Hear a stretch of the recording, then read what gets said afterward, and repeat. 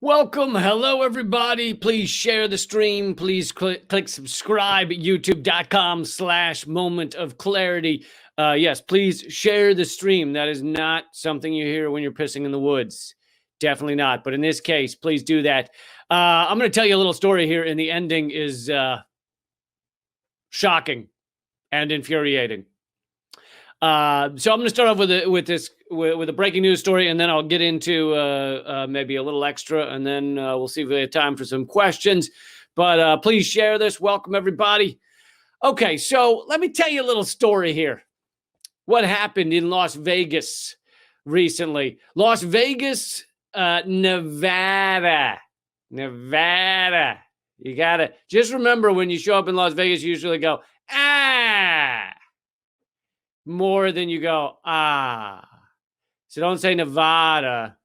You got to, because just the way to remember it is when you walk in there, you go, not So it's Nevada, not Nevada. I think I have that right. Although, listen, there's multiple places in the world where people are like, no, you got to pronounce it like this or go fuck yourselves. a lot of people say that. But here's the thing. You know how they pronounce Paris in France? They say Paris. But I'm not saying Paris, because if I say Paris in America, I sound like an asshole. If someone walks up to you and they go, hey, I just came back from Paris, punch them in the face immediately. That is the only proper response. Okay? Same with croissant. If you say croissant in France, perfect. If you say croissant in the U.S., douche-tard. All right? Don't say croissant. If you're at fucking Panera and you're like, yeah, I'd like some fucking ham on a croissant, they're gonna be like, what the fuck are you talking about? Did you just choke? Are you okay? So we pronounce different things differently in different places. All right. I want to tell you a little story about what happened in Las Vegas. And here's how the story starts. Okay, we have tons of homelessness in this country. We have tons of people facing eviction, right? Millions of people facing eviction. And this is during the pandemic, by the way. This is what this video you're about to see is. And here's how Las Vegas lovingly dealt with the fact that you have a lot of homeless people in a pandemic and they're not taking care of them. Only 30% of the homeless have room in the shelters to be housed. So that means 70%, even if the shelters are full, even if everyone goes to the shelters, 70% are still out on the streets. Here's how Vegas dealt with that. Okay, this is their big event where they said, we've got a plan during the pandemic. Come one, come all. If you're homeless, come on. We're going to help you out. We're the city of Las Vegas. We're looking out for you. This is everybody showing up to the big offering from the city of Vegas.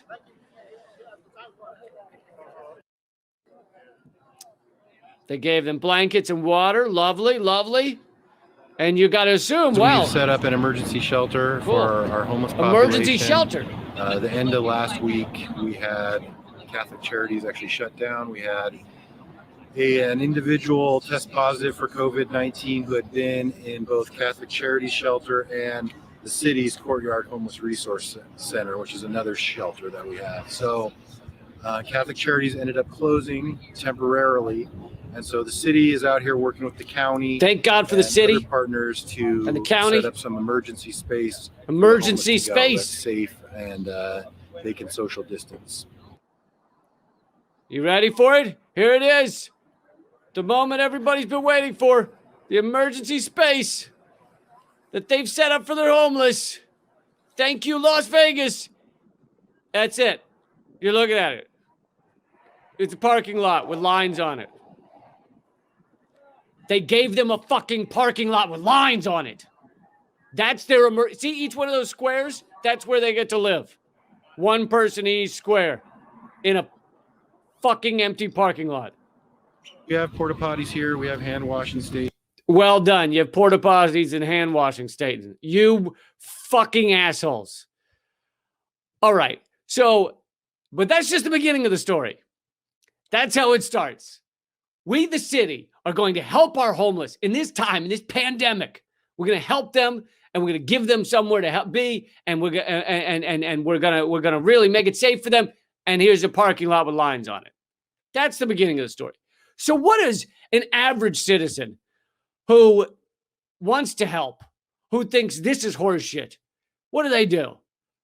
Well, if they're a better person than me, and probably you, but I won't judge, but a better person than me, if they're really donating their time on a daily basis to help the homeless, well, they probably give them some shelter, right? They bring them some tents and some housing, and so here's the next step in this story. Sadly, you have to turn to Fox News for some reality. But here's the next step in the story. These amazing people that actually care, people that actually have a fucking caring bone in their body. What do? They bring them homes. Food Not Bombs Las Vegas and the Sidewalk Project are building tiny mobile homes. Each home is about 10 feet by 5 feet. They cost about $600 to build. They tell us the project is funded by the community and local charities. So far, the group built 7 mobile homes that are currently occupied and on city-owned lots off Owens Avenue. They're working to build 3 more, and they have a waiting list of people who need a tiny home. Okay, so they started building tiny homes. Amazing, incredible. And she said it's only 6 or whatever, but they ended up building dozens. And this is how you should behave, right? If you're an average human being that actually gives a shit. You should at least support this kind of thing. I'm not saying, like I said, they're better people than me. I'm not out there building tiny homes, but you should at least be a supporter of this. You should at least say, that sounds like a good idea. They're giving people tiny homes. It's like a less than a room. It's basically a little thing that holds a bed and a little extra room. That's it. And yet it makes a world of difference to your average homeless person because they have somewhere safe. They have somewhere they can lock their stuff. They have somewhere that's going to be a lot warmer than being outside in the elements. You can get out of the rain. All these wonderful things. This is the way you should behave if you're an average moral human being, is you should either do that type of shit or at least say, I'm glad that's happening. I think that's good. So they started doing this, building these tiny homes. People started living them. They found an area that was completely unused. And also, let's keep in mind, this is in Vegas during this pandemic. So we're talking probably, I wouldn't be surprised if it's millions, at least hundreds of thousands, but probably millions of empty hotel rooms in Vegas right now. Just thousands upon thousands of them because nobody's going to Vegas. And so you've got empty rooms just filling massive skyscrapers as high as the eye can see of empty rooms. No one staying in them. People sleeping in the streets. That's what you have going on in Vegas right now. So these people giving of their time, their money, and keep in mind how easy this is. $600 to build one of these things. It takes maybe a day to build, and it's all volunteer work. They're not getting paid. The $600 goes only to materials, and you could easily have people donate enough to create a lot of these and really house the population. Like I said, only 30%. The shelters in Las Vegas only house 30% of the homeless. And being in a shelter is no piece of cake for a homeless person. It's many people testify to how terrible it is because your stuff gets stolen. You can't always get a bed. You aren't staying at the same place every night. It's tons of problems. Sexual assaults can be rampant. So this is wonderful, right? This is the way human beings should behave. Thank goodness that Food Not Bombs, they worked with other groups, but Food Not Bombs is one of the ones I've been in contact with. Just doing great things, right? Here's another video of what the tiny homes looked like.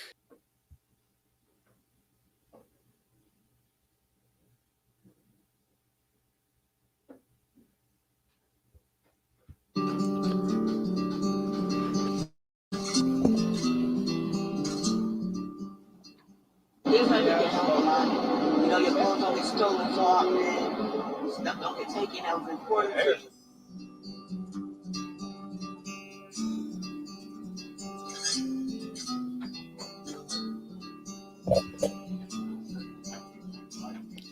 It's incredible to me that we haven't gotten everybody into a home. Like growing up myself from rental to rental and watching the struggle of trying to keep shelter is proof enough that people need more stability in their life than just like fighting to have a roof over their head. There's more look at how it was done, building the tiny homes, giving them to people. And like he was saying, it gives people stability. It helps when we have people, everyone housed, it helps everyone. It helps your neighborhood. It helps your community. There's less crime. There's less sexual assault. People have stability. They can often then get jobs. They can often then stop their addictions if they have addiction problems. Giving people homes. It's an absolutely the beginning to being a human advanced society. No, like the fact that we have homeless at all is proof that we are completely unevolved. And they've done studies like in Utah where they gave every homeless person a house, an apartment. So 1 room apartment, cheapest apartment they can find, 1 room studio apartment. And they gave them a caseworker that they'd meet with every once in a while to help them get on their feet. And they saw how that changed things. And guess what? Homelessness was down by 91%. They came close to eradicating homelessness. And these people, and it actually saved the city money. The city saved money by giving every one of them their own apartment because of the cost to the city to do like things like emergency room visits that they can't pay for, and police called, and all of those things that have to do with the way a city deals with homelessness. Often all of those costs are erased. So you end up with them actually saving money by giving people these apartments. And they got rid of 91% of homelessness. So what did Utah do when they realized how well this was working? They stopped the program. So now they've gotten rid of that program. Homelessness has shot back up in Utah, and they're back like any other major American state. So it's good to see that they're getting back in line with the way things work here. We love to have fucking homeless by the tens of thousands in every city. It's just a great idea. It's just great to see people chewed up and spit out like that. But hold on, we're not to the end of the story yet. All right.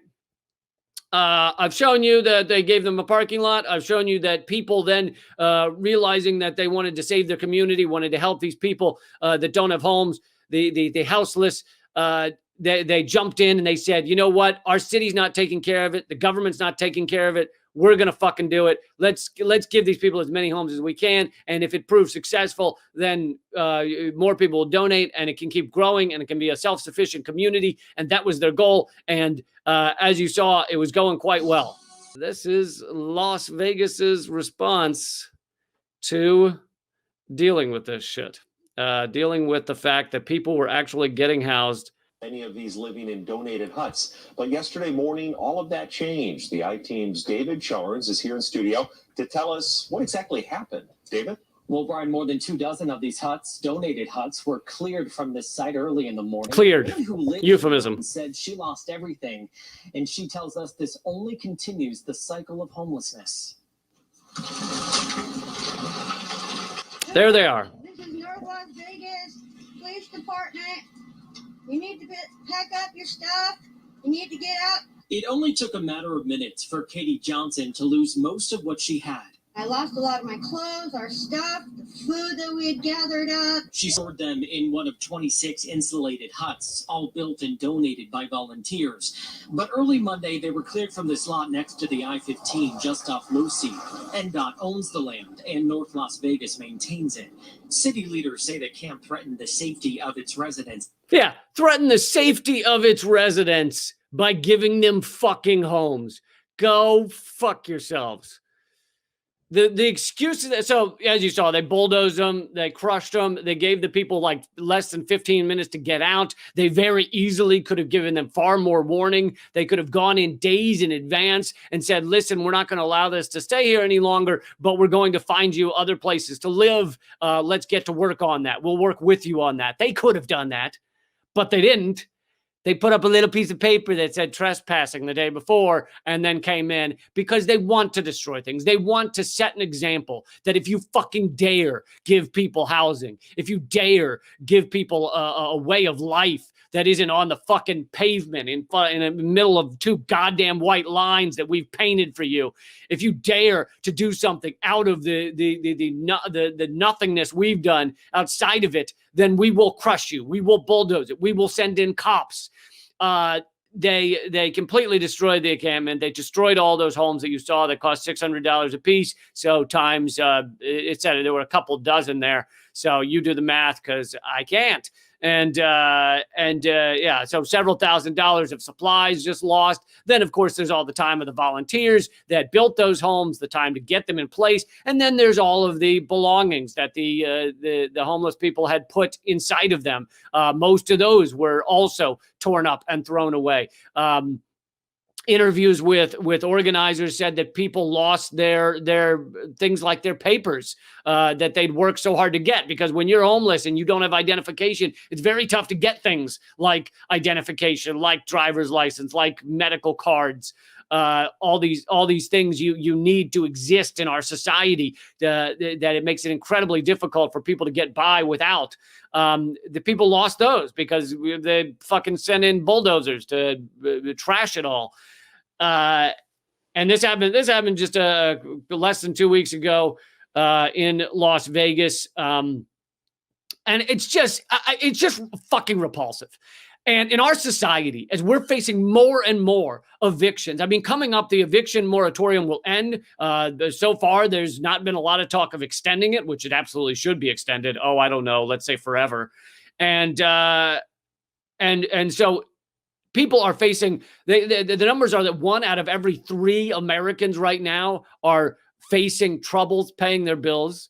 1 out of every 3 American adults, at the very least. And then the numbers were 40 million people facing eviction that coming when the eviction moratorium's over. But that number's probably gone up a lot since then. Because I got that number 2-3 months ago. Who knows what it is now? But it's just, and like I said, there is plenty of room. There's plenty of materials. We live in a post-scarcity society. It's not like there's not enough room for people to have homes. It's not like there's not enough materials for people to have homes. It's not like there's not enough effort and desire for people to have homes. It is fucking repulsive. And we're going to be seeing this more and more, and people are going to find more and more ways to stand up and fight back. And you're seeing people unite. You're seeing people get together and start fighting this. And the fact that these homes were built in the first place is amazing. What this group was doing, I mean, they were trying to create a sustainable way that these people could live. And the city doesn't want that, because if they prove that there is a way out from the kind of, survival of the fittest, eat your neighbor mentality of our economics, then that's a problem for them. They don't want you to know that. They don't want you to be able to live as someone who can't get a job. They want it to be fucking miserable and awful, and they'd probably prefer you die, I think, because you're not a good consumer. I mean, that's what we get rewarded for in this society. We get rewarded for being good consumers. We get rewarded for having a good credit score. What is your credit score but proof that you have been a member of American consumerist society in a very large way? The more you buy, the more you put on credit, the more interest you pay. That's you proving you're a successful cog in this wheel of just soul-tearing economics. Anyway, like I was saying, we have all the materials. It's all here. There's no reason that people shouldn't be housed. And like they point to in their responses. So the jurisdiction of this area, keep in mind, this was a land that was not being used at all. That's why they chose it. It was a land that was out of the way of the main area of Las Vegas, where if there were tourists right now, where the tourists would be. So they didn't like camp out fucking downtown in front of the Bellagio. They weren't building their little tiny homes in the fountain at the fucking Mirage or what have you. No, they were out, although that would be a better use of that land than the shit they use it for, those massive casinos. But no, they went to a place that was not in the way. They went to a place that was not going to interrupt the tourist traffic that Vegas loves so much. And that still was not enough. And so there's jurisdictions, there's 3 separate jurisdictions in this area, and all 3 have put out statements about why they tore apart this encampment. And so the Nevada Department of Transportation, et cetera, also city of, did I say it right? Nevada? Yeah. No, Nevada. Shit. God damn it. I just got to remember, when you show up in Las Vegas, you go, ah. You don't go, ah. I just got to I'm working on it, man. So Nevada Department of Transportation, and watch, I'll get done with this video and someone will say I had it backwards the whole time. Anyway, their response was that, and this is basically a response from all 3 jurisdictions, also, county of Nevada or whatever, county of Las Vegas, Nevada, county, and county of Vegas or whatever, city of Vegas. Yeah. So, but they all said that it was becoming a biohazard. It was a concern because it wasn't clean enough. Well, guess what? First of all, the city could provide bathrooms for their fucking homeless population if they gave a shit. And I didn't, no pun intended. But if they actually cared about these people, they could provide the bathrooms easily.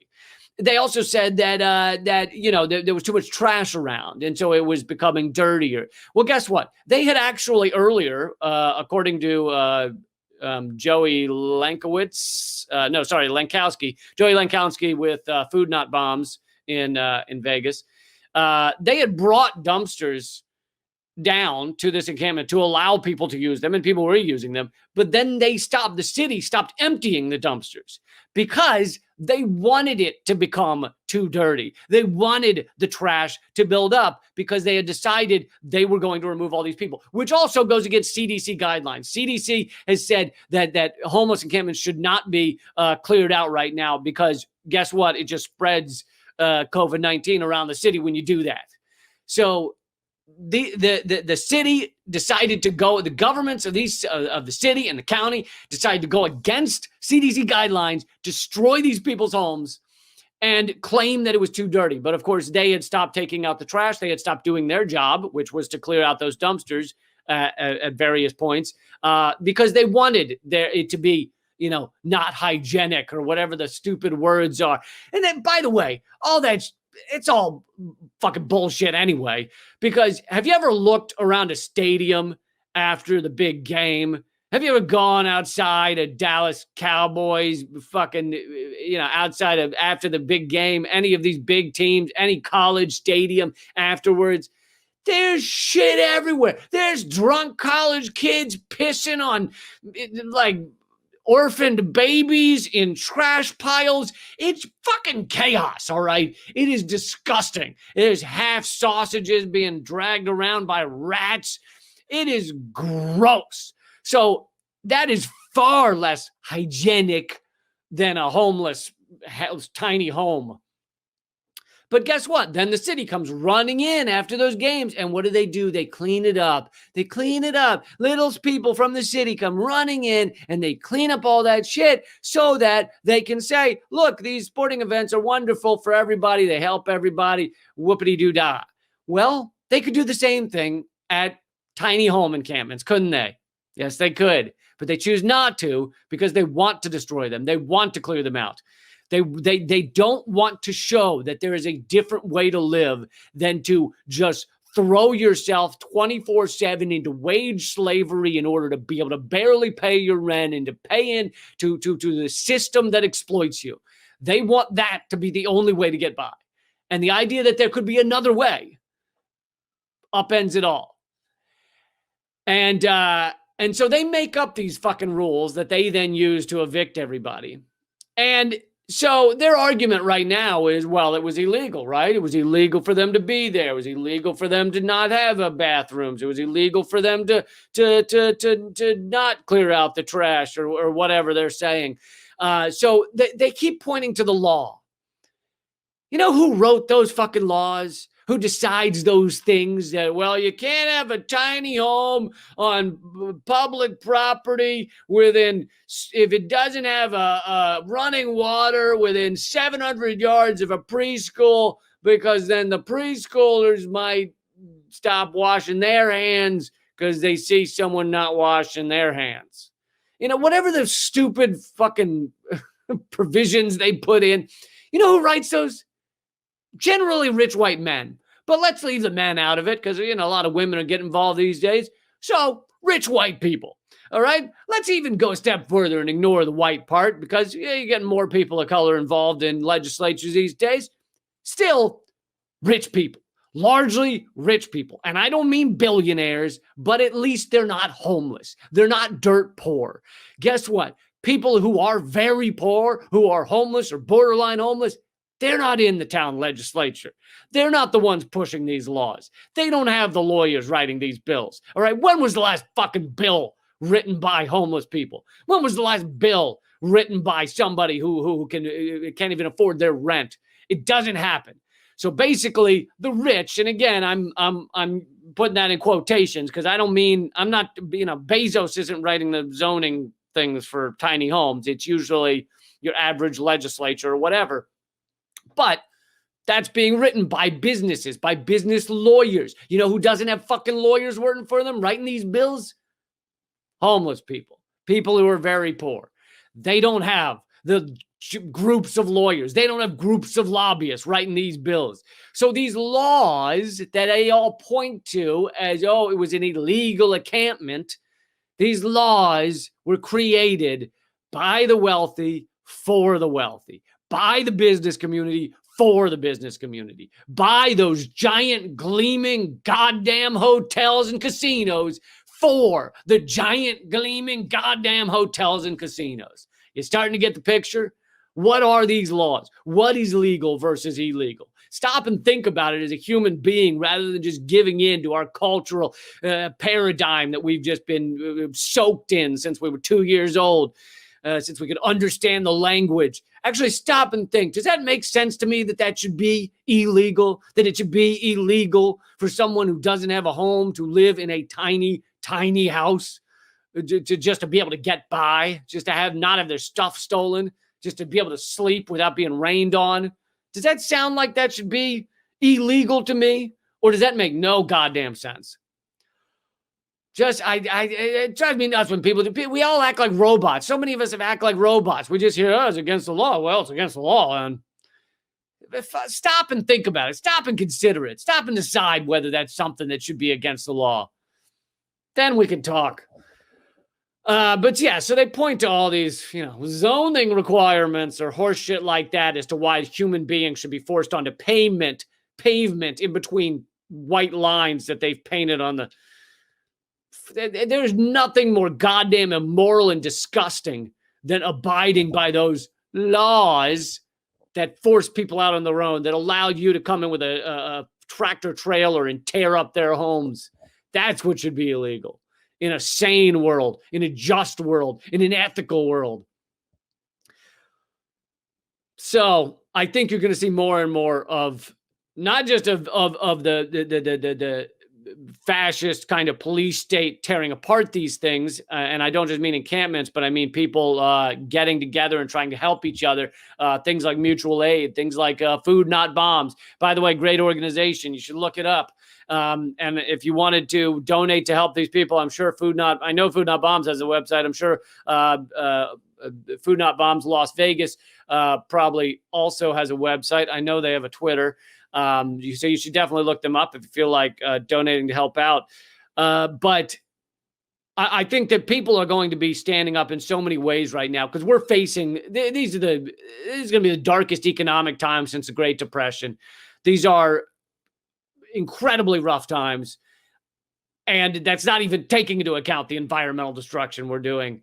So let's start working together. Let's start not allowing them, meaning the ruling elite, to just extract our souls at every goddamn minute.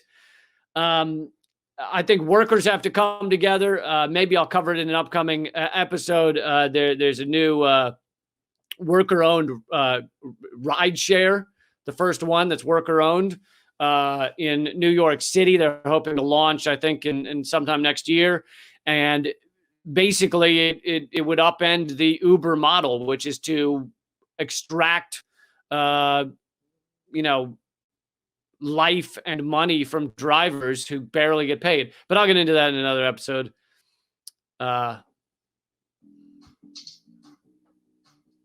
What is that? Another ad? Sorry, another ad playing. Okay, I want to show you one more thing here. This is a bit of a palate cleanser news story, because I know that other one's pretty dark, but there is some positive. The fact that people are standing up, that is definitely a positive. Okay, so let's see here. This story is palate cleanser. Yeah. So a drunk couple who were denied pizza tried to light the restaurant on fire. And it gets even better. Let's see. World Pizzas in Eugene, Oregon. 2 hungry drunks tried to burn the place down after being denied a pie. Matthew Bassard and Letitia Kajil, 32 and 36. We're not pleased when employees determined that they were too intoxicated to be served a slice. The employees got the duo out of the restaurant and locked the door behind them. But then they couldn't take no for an answer. They started pounding on the glass door and eventually smashed through. And then this is when it gets good.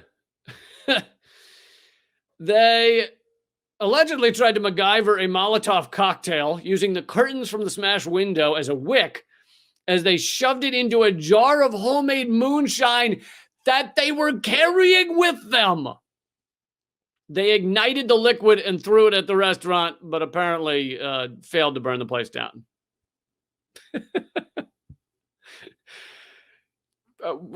See, this is the problem with Americans.